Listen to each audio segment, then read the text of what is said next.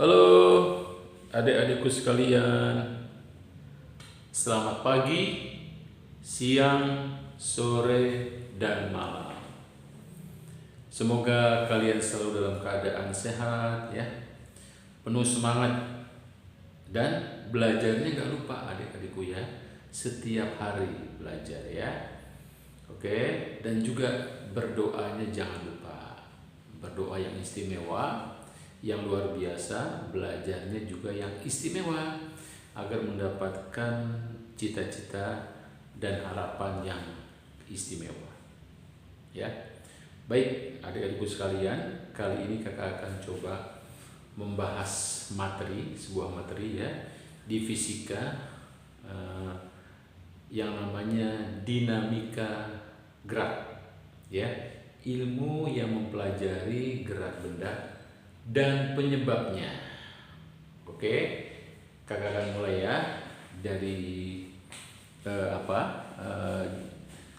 dulu yang kita mau bahas ya deh ya. Oke, kita dekatkan dulu. Oke, dinamika ya, dinamika gerak, dinamika gerak.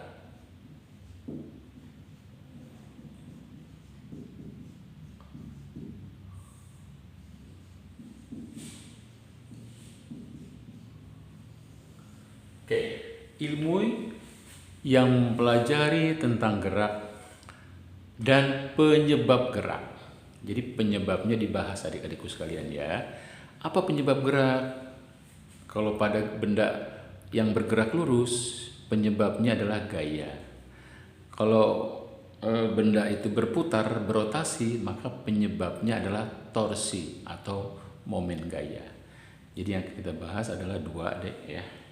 Yang pertama adalah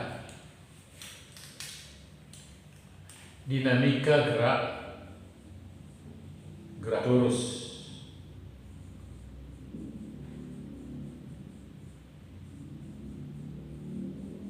Oke. Yang kedua adalah dinamika gerak rotasi.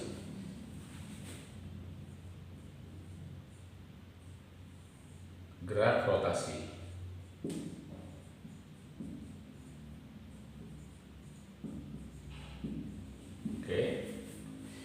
Gerak lurus penyebabnya adalah gaya.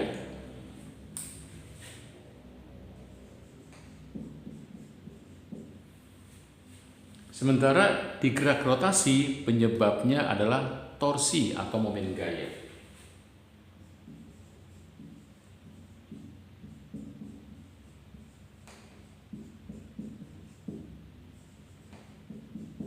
Oke, inilah penyebab gerak lurus, inilah penyebab gerak rotasi. Torsi, jadi kita bahas gitu ya. Kita bahas penyebabnya. Oke.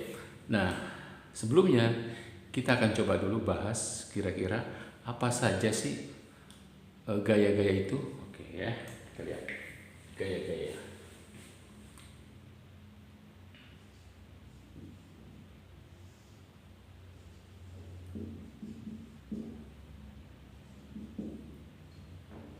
Dibagi dua, ada gaya sentuh atau kontak dan ada gaya tak sentuh.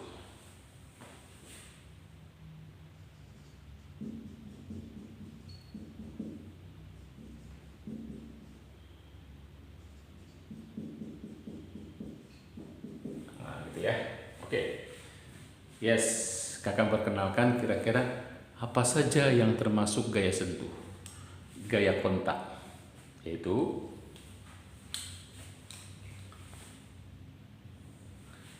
kita lihat muat kak, kalau kakak tulis. Oke. Yang termasuk gaya sentuh adalah gaya normal.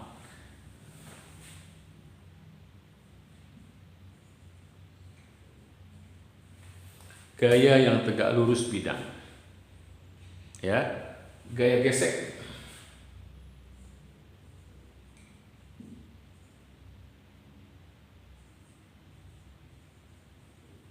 Gaya pegas.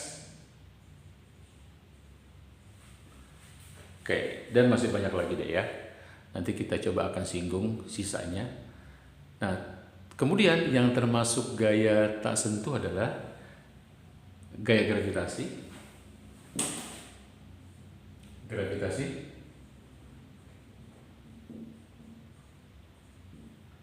gaya listrik,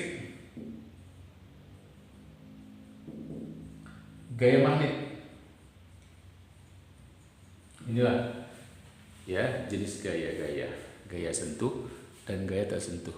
Gaya sentuh kakak tuliskan sebagian karena nanti berhubungan sama materi yang akan kita bahas, yaitu gaya normal, gaya gesek, gaya pegas ya. Yang tak sentuh adalah gaya gravitasi, gaya listrik, dan gaya magnet. Baik, kita akan coba mulai satu-satu bahwa dinamika gerak lurus itu didasarkan atas hukum Newton deh ya, hukum 2 Newton. Jadi didasarkan dinamika gerak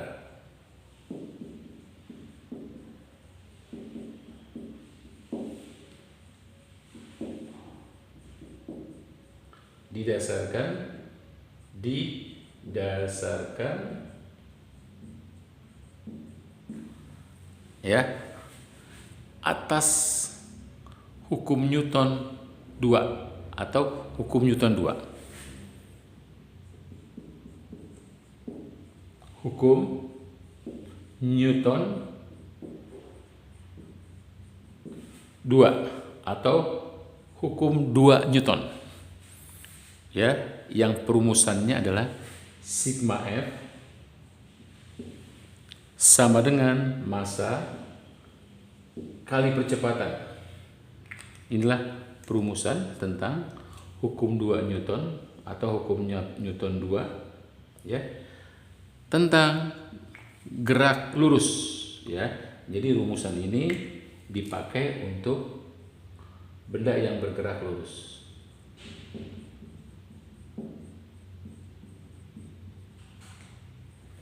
Sementara kalau untuk benda yang bergerak rotasi, maka kita pakai sigma torsi. Sigma torsi sama dengan momen inersia kali percepatan sudut. Nah, ini dia. Ya, ini dipakai untuk gerak rotasi. Gerak rotasi. Ya. Hati-hati pemakaian sigma F dan sigma torsi. Ini adalah penjumlahan vektor. Ya, bukan sembarangan, ini penjumlahan vektor deh.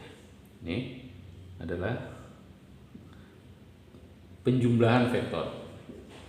Jadi perhatikan arahnya. Oke, kita geser. Wow, penjumlahan vektor. Bukan penjumlahan biasa. Ya, penjumlahan vektor. Jadi perhatikan arahnya. Begitu juga ini deh. Ya, ini juga begitu penjumlahan vektor. Sama ya. Ini juga begitu penjumlahan vektor.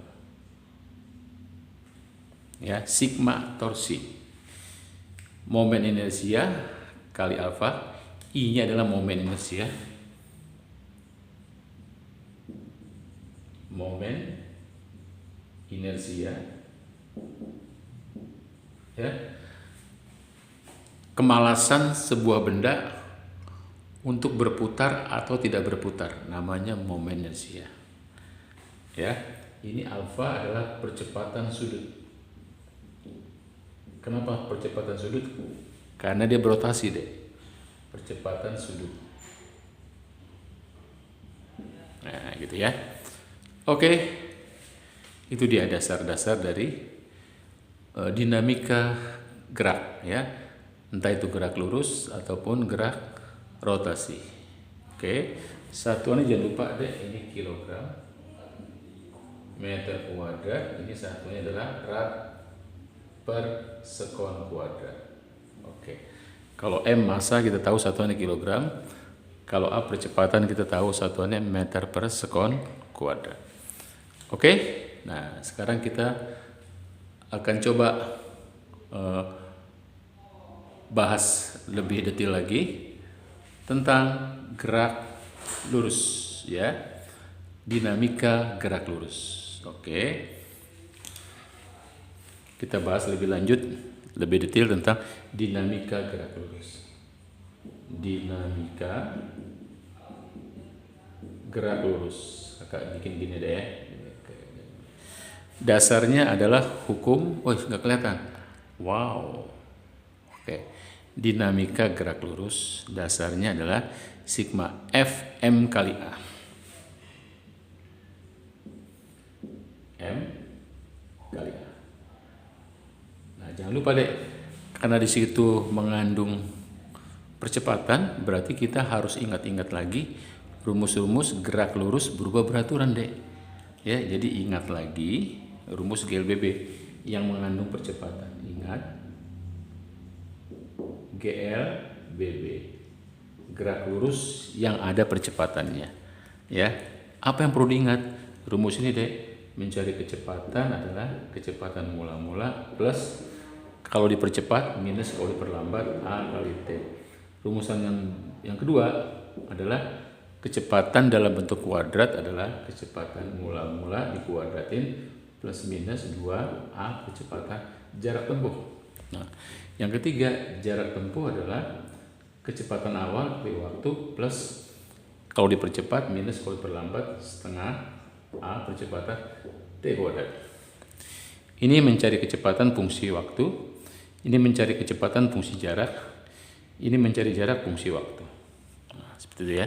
Jadi ingat-ingat lagi GLBB ya ketika kita masuk ke dalam wilayah dinamika gerak lurus. Oke.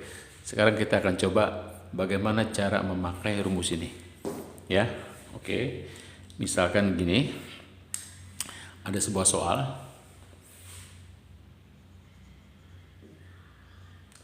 Ini lantai. Ya, lantainya kakak buat licin dulu.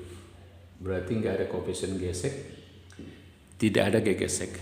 Diletakkan sebuah benda. Ya, benda bermasa M. M-nya kakak misalkan adalah yang enak-enak aja deh 2 kg. Oke. Nah, pada benda bekerja beberapa gaya. Ya, kita lihat pada benda bekerja beberapa gaya. Ada gaya yang ke kanan, kakak bikin F1 sebesar 10 Newton. Ada gaya yang ke kiri, F2, kakak bikin 4 Newton. Ya, udah pasti kalau melibatkan gaya pada sebuah benda adalah pasti ada percepatan nanti di situ. Ya, misalkan gampangnya adalah ditanya mula-mula adalah berapa percepatannya. Pertanyaan mula-mula deh, berapa percepatan? Yang pertama adalah percepatan yang dialami benda itu berapa? Meter per sekon kuadrat. Oke, ya. Kita bisa memanfaatkan hukum Newton 2. Sigma F sama dengan M kali A. Oke ya. Nah, sigma F-nya hati-hati deh. Seperti kakak bilang tadi, dia adalah penjumlahan vektor. Jadi perhatikan arahnya, ya. Arahnya biasa pakai perjanjian deh, ya. Yang ke kanan positif, yang ke kiri negatif. Nah, sehingga dengan demikian sigma F-nya kita tulis F1 yang positif dikurang F2 yang negatif sama dengan M kali A. Lalu kita masukkan nilainya 10 dikurang 4 sama dengan 2 kali A. Maka kita dapatkan percepatannya adalah 10 kurang 4, 6, 6 bagi 2, 3 meter per sekon kuadrat. Nah, seperti itu ya. Oke, nah seperti kakak bilang tadi deh. Jadi ketika kita bahas tentang dinamika gerak lurus, sigma Fm kali A, ingat lagi rumus-rumus GLPB deh. Jadi ini mungkin ada pertanyaan kayak gini ya. Nomor 2 adalah ketika mula-mula benda diam, kecepatannya 0. Berapa kecepatan benda setelah 2 detik? Misalkan gitu ya, gampang itu ya. Kita masukin rumus ini deh. VT V0 percepatan A kali T. Kita masukin 0 tambah A-nya kita masukin 3 kali 2, jadi VT-nya adalah 6 meter per sekon kuadrat. Nah, seperti itu deh aplikasinya ya. Oke, nggak nampak. Oke. Nah, berikutnya deh kita coba lagi mencari berapa jarak yang ditempuh selama 2 detik. Jadi nyari S yang ketiga deh. Ya, berapa jarak yang ditempuh setelah bergerak selama 2 detik. Oke, kita masukin rumus jarak. Ya, jarak adalah V0 kecepatan awal kali waktu ditambah karena percepatan AT kuadrat. Ya, V0 jangan lupa deh kita masukin 0 ya. Jarak sama dengan 0 kali T0 ditambah setengah. A nya kita masukin 3, percepatannya 3. Lalu T nya 2 detik, kita kuadratin jadi 4. Kita dapatkan jadi 6 meter. Inilah jarak tempuh ya ketika benda bergerak selama 2 detik dan benda mengalami percepatan. Percepatannya bisa kita cari dari sigma F M kali A. Nah, seperti itu ya contoh gampangnya. Nah, kita lihat lagi contoh yang menarik lagi deh ya, bahwa tadi kita lihat ya bahwa gaya adalah penyebab benda berubah kecepatannya. Karena gaya dia ternyata ya bukan hanya merubah kecepatan benda, tapi gaya juga bisa merubah bentuk. Gaya juga bisa merubah arah benda. Ya, seperti itu. Oke. Sekarang kita akan coba yang lebih menarik lagi soalnya ya. Bagaimana kalau misalkan kita tambahin satu lagi dari soal nomor 1 ya. Kita tambahkan gini. Gayanya kita tambahkan ya, kita geser dulu deh ya. Jadi ada sebuah benda di lantai ya. Di lantai sama kita bikinnya massa bendanya M-nya kita bikin sama 2 kg. Oke ya. Terus sekarang ada gaya satu lagi deh yang namanya gaya 3 yang menarik tapi dia membentuk sudut ya. Misalkan nih kakak bikin F3 nya adalah kakak bikin 4 Newton ya, jangan 4 Newton deh ya, 6 Newton membentuk sudut 60 derajat. Nah, seperti itu ya. Di samping tadi sudah ada gaya-gaya yang lain. F1 ini, F2 ya, sama seperti di soal di awal. Ini nilainya 10 Newton, ini nilainya 4 Newton ya. Pertanyaannya sekarang kita ambil saja ya, berapa percepatan yang dialami benda. Oke, berarti kalau begitu deh, rangka yang kita lakukan adalah kita pakai sigma F M kali A ya.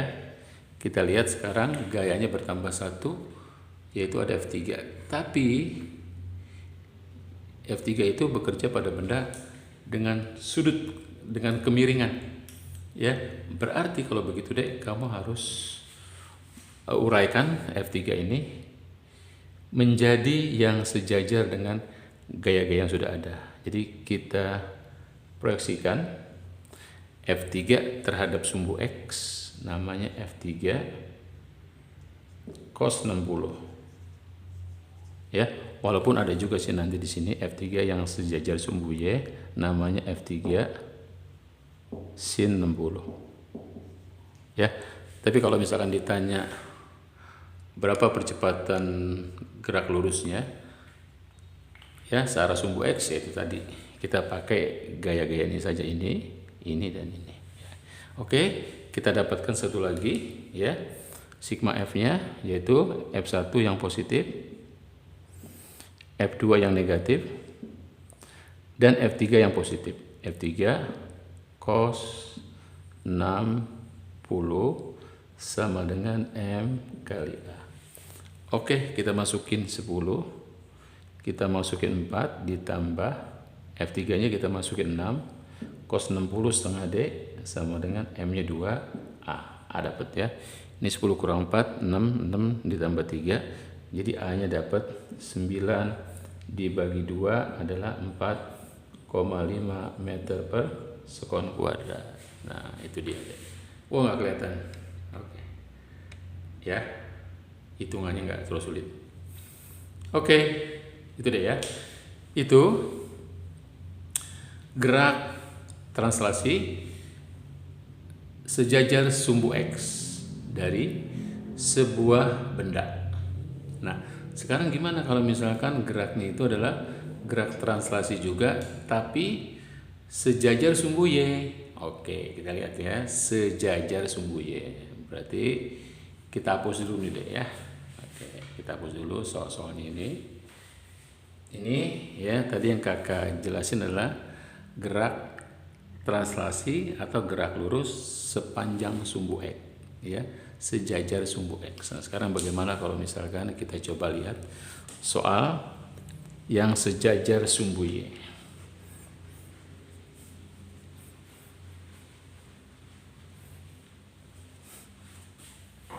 Oke, kita lihat dulu apakah tercover kamera. Oke, ya, nah, kita geser dulu deh ya. Oke, kita geser. Oke, nah, kita sekarang ambil contoh gerak lurus yang sejajar sumbu Y seperti ini deh. Ya, ini ada sebuah katron. Ya, katronnya nanti tidak bermassa, digantung. Katronnya tetap nggak bergerak. Lalu ada tali, kita lilitkan di katron itu, di mana tali tadi adalah penghubung antara dua benda, benda satu, benda dua. Gitu ya. Oke, kita bikin angkanya. M1 nya kita bikin yang enak-enak aja deh. M1 nya sama dengan kakak bikin 2 kg. M2 nya kakak bikin 3 kg. Oke, ya. Baik, pertanyaannya deh, pasti salah satunya ada yang menarik dan salah satunya ada yang menahan. Siapa yang menarik? Yang masanya lebih besar. Ini dia. Siapa yang menahan? Ini dia. Jadi nanti dek, pergerakannya seperti ini dek. Jadi pergerakannya seperti ini. M2 turun, M1 naik. Tapi dengan percepatan yang sama. Nah, ya, oke. Kemudian ditanya biasanya adalah berapa percepatannya. Nah, ya. Baik, kalau begitu kita tuliskan dulu prinsip mengerjakannya sigma F M kali A. Itu deh ya. Oke. Mari kita buatkan selengkap-lengkapnya gaya-gaya yang bekerja pada benda itu. Jadi kalau dia punya massa, dia punya berat deh. Namanya W2. Benda 2. Massa 2 kali gravitasi. Begitu juga dengan massa 1, beratnya adalah W1, M1 kali gravitasi. Oke, karena tali tegang deh, tali dalam keadaan tegang, maka kalau begitu ada tegangan tali deh, ya. Ada tegangan tali di sini.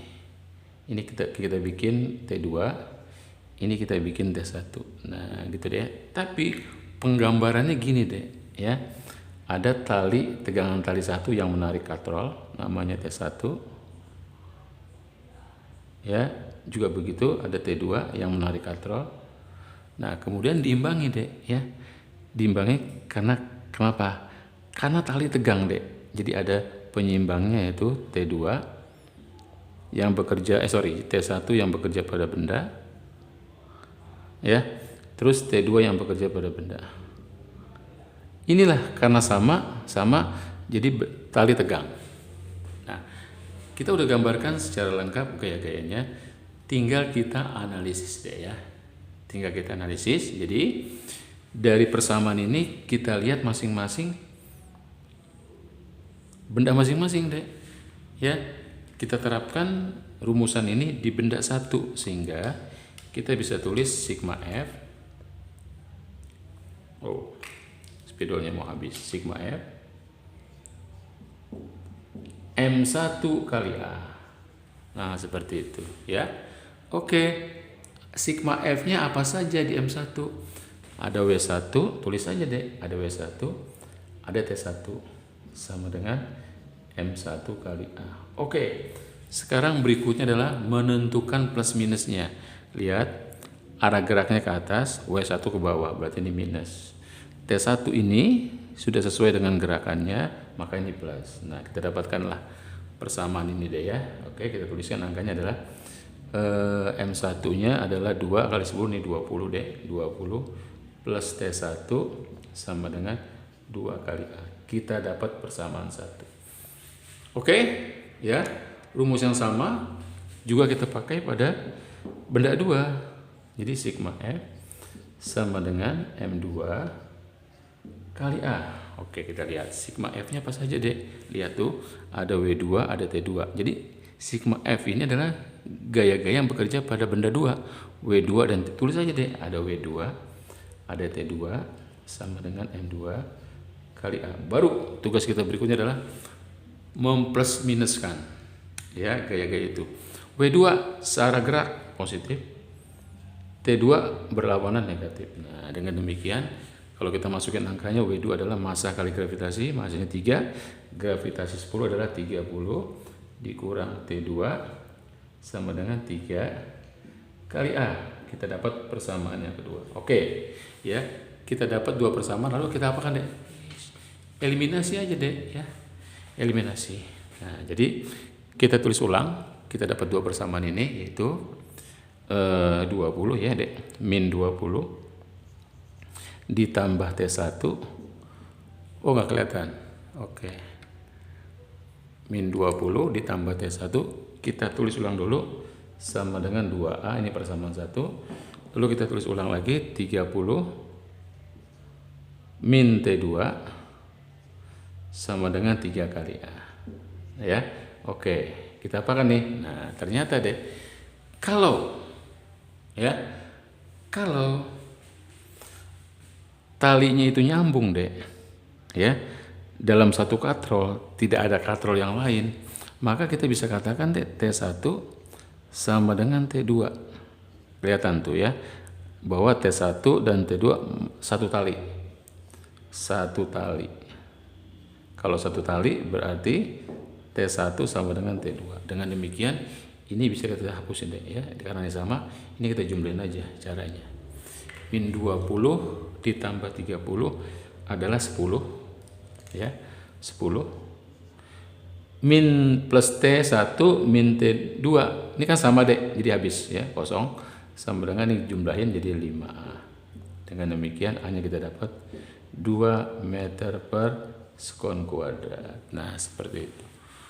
Lalu kalau ditanya berapa tegangan tali T1 T2, cukup kamu cari T1 aja atau T2 aja.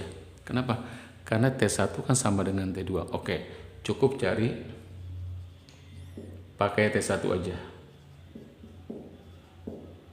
Jadi nggak usah kemudian kamu cari T2-nya. Ya, kenapa? Karena T2 sama dengan T1. Bagaimana cara nyari T1? Ya kita pakai persamaan ini deh.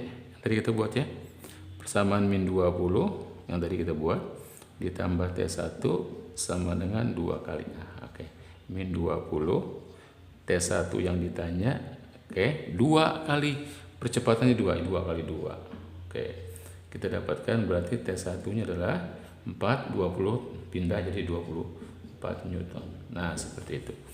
Berapa T2 nya? Ya 24 Newton juga deh ya. Kenapa? Karena satu tali. Karena satu tali, maka tegangan talinya sama. Ya, ini terjadi ya, T1 sama dengan 2 terjadi ketika massa katrolnya dicuekin deh, ya, gerak rotasinya dicuekin. Jadi gerak rotasi nggak dianggap, maka kita bisa samakan ini ya. Ini kita kasih catatan. Ini gerak rotasi. Gerak rotasi tidak ada pada katrol ya, tidak ada. pada katrol. Jadi T1 sama dengan T2. Oke, itulah ya gerak arah sumbu Y. Gerak arah sumbu X tadi sudah kakak buatkan di depan. Nah, kemudian kita akan lanjutkan lagi nanti ke soal-soal yang lebih menantang lagi ya, menarik, menantang dan beda di video selanjutnya. Inilah topik kita hari ini. Kakak baru bahas sampai dengan gerak lurus dinamika, gerak lurus, belum masuk kakak ke gerak rotasinya ya. Apa artinya? Katrolnya tidak dianggap berotasi ya. Jadi baru sampai situ deh ya. Mudah-mudahan kita bisa bahas lagi selanjutnya di video berikutnya adalah dinamika gerak rotasi ya. Oke, adik-adikku, segitu aja dulu ya. Semoga bermanfaat. Sampai ketemu lagi. Bye.